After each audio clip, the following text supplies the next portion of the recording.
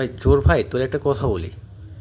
তুই ঘাস চুরি করছো, সেটা হয়তো তোর কাছে অনেক সহজ একটা কাজ, কিন্তু ভাই এই ঘাসটা লাগাইতে যে আমার কি পরিমাণ কষ্ট হয়েছে ভাই, সেটা তুই বুঝবি না। রোদে পুইরা বৃষ্টিতে ভিজে এই ক্ষেত নিড়ানি দিয়ে সার দিয়ে এই ঘাসগুলো আমি তিলে তিলে বড় করছিলাম, শুধুমাত্র আমার গরুগুলোকে খাওয়ানোর জন্য। আর তুই এটা কোনো কাজ করছিস ভাই? তুই আমার ঘাস কাটোস না, আমার কলজাটা ফালা ফালা করে কাটছস। আসসালামু আলাইকুম প্রিয় খামারি ভাইরা, যারা আমার নিয়মিত ভিডিওগুলো দেখেন তারা হয়তো অবশ্যই জানেন যে আমার মাত্র 6টা মাত্র গরু। আর এই 6টা গরুকে প্রতিদিন খাওয়াইতে আমি আমার হিমশিম অবস্থা। কারণ আমার এখানে বর্তমানে খড়ের অভাব। আমি সদ্য 11,000 টাকাতে খড় কিনছি, আর আমার অল্প পরিমাণ ঘাসের জমি। আর এই ঘাসের জমি থেকে যদি ঘাসটা চুরি হয়ে যায় ভাই, তাহলে আমার কী কষ্টটা লাগে আপনি একটু বলেন। মানে আমি ভাবতেই পারি না যে আমার মতো একটা সাধারণ একটা গরিব একটা ছেলে যে কিনা খুব কষ্ট করে ঘাস লাগাইছে, তার ঘাসটা কেন তৈরি করতে হবে ভাই? মানে চড়াই তো আর অনেকের ঘাস ছিল। যাই হোক, যেটা কপালে ছিল সেটা তো হয়েছেই ভাই। তোর ভাই এটা বলবো ভাই, যেটা করছো এটা মোটেও ভালো করো না। আমি অনেক কষ্ট হয়েছে ভাই, আমার এটা রক্ত পানি করা পরিশ্রমের এই ঘাসগুলো ছিল। তো আমার এখানে মাঝে মধ্যে দেখা যেত ঘাস চুরি হইতো, মনে করেন যে 1 বোঝা 2 বোঝা এর মধ্যে এরকম ঘাস চুরি হইতো। বাট আজকে সকালে ঘাসের জমিতে যাওয়ার পরে আমি যেটা দেখছি, সেটা দেখে আমি একদম আঁতকে উঠছি। দেখি যে আমার 8 শতাংশ জমির ভিতরেই আপনার 5 শতাংশের মতো জমির ঘাস নাই, মানে একটা ঘাস নাই, রাতারাতি গায়েব করে দিয়েছে ভাই। আমি অনেক চেষ্টা করছি যে এই ঘাস চোরটাকে কীভাবে ধরা যায়, কিন্তু আমি পারি নাই। সেটা একটা মাত্র কারণে, আর কারণ এই ঘাসের জমিটা আমার বাড়ি থেকে 1-2 কিলোমিটার দূরে।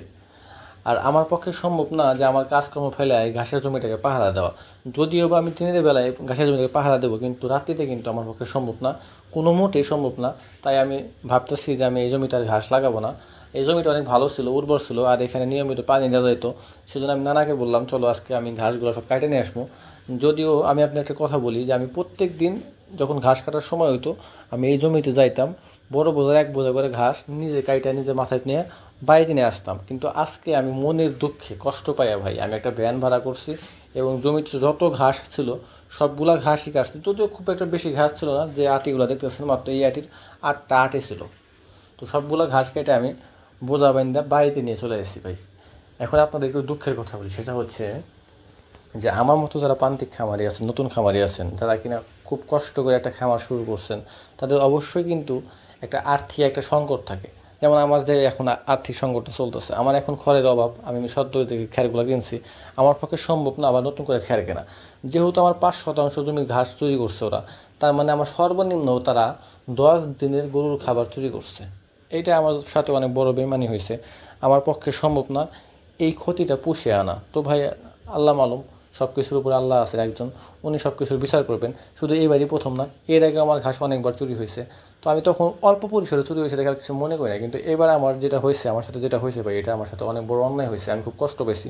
মানে শোনে না শোনে ধর্মের কাহিনী, সেটা সবসময় শুনতাম মানে গুরুজনদের কাছে, কিন্তু আজকে নিজের চোখে দেখার পরে ভাই আমার আর কিছু বলার নাই।